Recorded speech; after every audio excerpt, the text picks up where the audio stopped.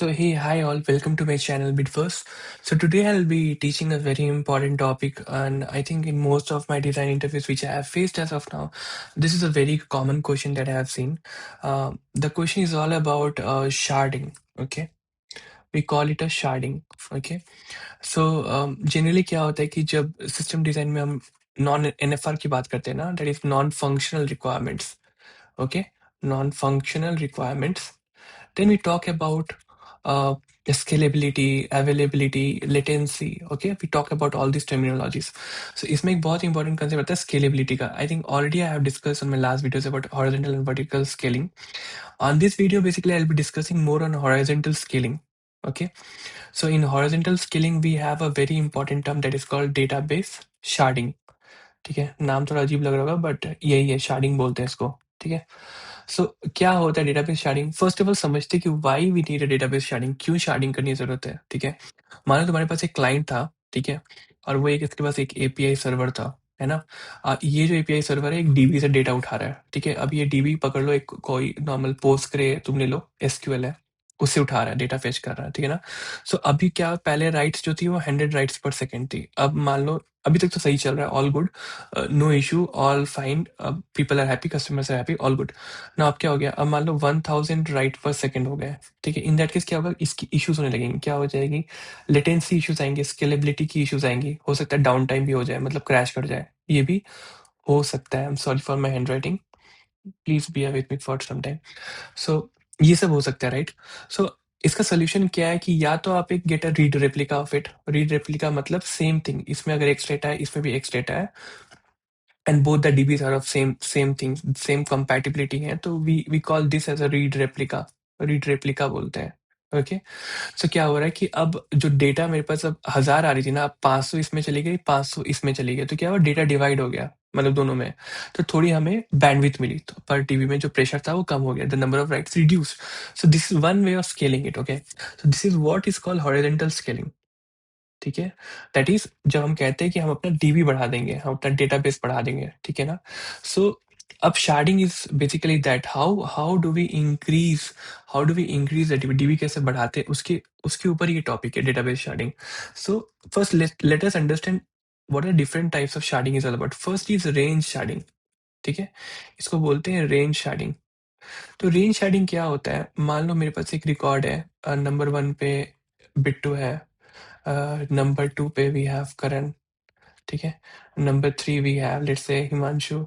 Okay, हमारे पास 3 records हैं. Okay, so now let's say अब मुझे इसको रेंज शार्डिंग में करना है. So what will the query will do, तो ये जो मेरा यहाँ पे सर्वर है ना, जो मान लो मेरा यहाँ पे सर्वर है, ठीक है, अब ये सर्वर बेसिकली क्या करेगा, ये बेसिकली डिवाइड करेगा इस तीनों को. कैसे, रेंज पे.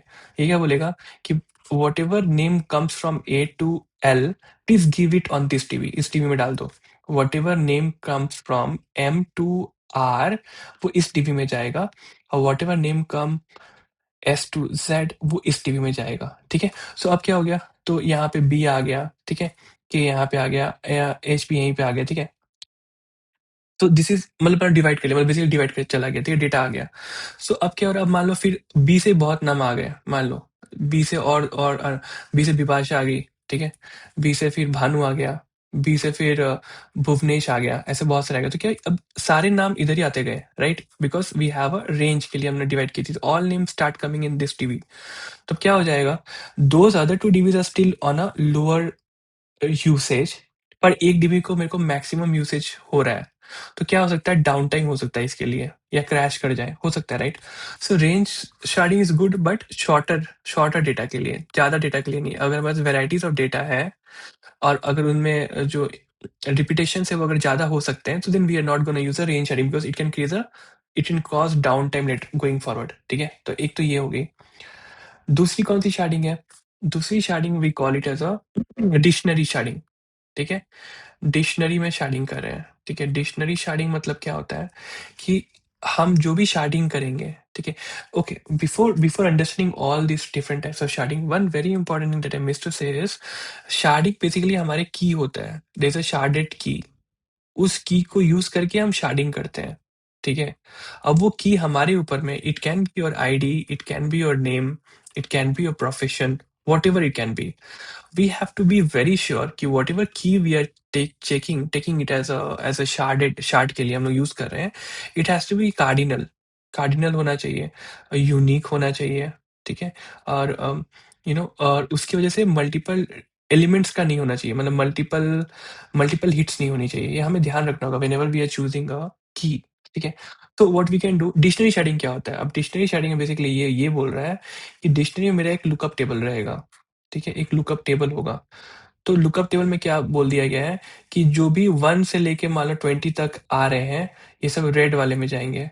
ब्लू वाले में मान लो तुम्हारा 21 से 50 तक जाएँगे, ठीक है? ये डिक्शनरी अब लुकअप टेबल में हो गया। अब मान लो कोई बंदा आया नंबर 1 पे, मान लो उसका नंबर 1 पे सुज़ैना आ गई, ठीक है? 1 नंबर आ गया।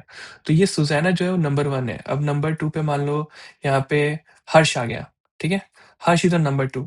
सो अब क्या हुआ, अब मान लो नंबर 23 पे शिल्पा आ गई, है ना? अब क्या हो गया? सुज़ैना और हर्ष का आईडी क्या है? 1 एंड 2 है। So both 1 and 2 would go in where, इनका एक डीबी होगा, इस डीबी में चले जाएँगे। क्यों? क्योंकि लुकअप टेबल में जाएँगे, लुकअप टेबल देखेंगे 1 से 20 में जो भी आते हैं उनको रेड देंगे। तो सुज़ैना, हर्ष दोनों को रेड कलर मिल गया, दोनों यहाँ पे आ गए। पर शिल्पा का क्या है? 23 पीछे थी, तो शिल्पा का आ गया बी में, तो बी मतलब ब्लू में, तो यहाँ पे एक और डीबी में ब्लू का डेटा आएगा, शिल्पा यहाँ आ जाएगी। So this is one way of doing a sharding, we call it a dictionary sharding. तो इसमें लुकअप टेबल के डेटा पे हम लोग यूज़ करते हैं, ठीक है? Now next what is other sharding method? The other that sharding method is called your so ये बेसिकली शार्डिंग नहीं है, we call it an automatic sharding, ठीक है? ये अपने आप से शार्ट करता है, ठीक है? ऑटोमेटिक शार्डिंग बोलते हैं। बेसिकली सिस्टम ऐसी रहती है कि हमारे वो शार्ट खुद से कर लेगा based on some data, and with that data ये अपने आप फेच कर देगा, अलग डीबी में डेटा डाल देगा, अलग डीबी बना देगा। That is automatic sharding. Not very important, बहुत सारे लेगेसी सिस्टम में ऑटोमेटिक शार्डिंग या मैनुअल शार्डिंग भी होती है। So currently they are not used as a very old method, बहुत पहले यूज होते थे, अब नहीं होते, but that is this also kind of sharding, okay?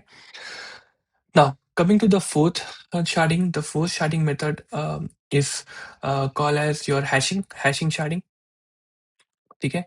तो हैशिंग शार्डिंग क्या होता है, ठीक है? सो मेरी एक हैश फंक्शन होगी, ठीक है? हैश फंक्शन, ठीक है? उस हैश फंक्शन में मेरा सारा रिकॉर्ड्स जाएगा, ठीक है? वन बाय वन करके जो रिकॉर्ड है, मेरा एक एसक्यूएल का एक टेबल होगा, उसमें सारे रिकॉर्ड्स डाले होंगे, तो वन बाय वन वो रिकॉर्ड्स यहाँ जाएँगे, और पर रिकॉर्ड ये हैश फंक्शन जनरेट रही है, ये इसका हैश आईडी 1 होना चाहिए, किसी का हैश आईडी 2 होना चाहिए, किसी का हैश आईडी 3 होना चाहिए। उसके हिसाब से when it fetches all the records, it divides in a different division. So shard one, all the records with shard 1 or with the hash ID 1 will go to shard 1. All the records with hash 2 will go to shard 2. ठीक है? All the records with hash 3 goes to shard 3. ठीक है? तो basically ये hash function generate करता है हमारी इसको हैश आईडी बोल लो, इसको जनरेट करता है, हम उसके हिसाब से डेटाबेस में डाल देते हैं। That is also a way of doing hashing sharding. तो ये गुड है, ये अच्छी है, इट इज़ गुड बिकॉज़ इसमें डाउन टाइम नहीं होता, एंड मल्टीपल हिट्स एक जगह पे नहीं होती हैं, मल्टीपल हिट्स नहीं होती हैं, multiple hits not done. So good, this is a good sharding method we can do, ठीक है? तो ना अब अगर ओवरऑल हम समझे, राइट, इन सिस्टम डिजाइन में शार्डिंग कहाँ बेस होता है?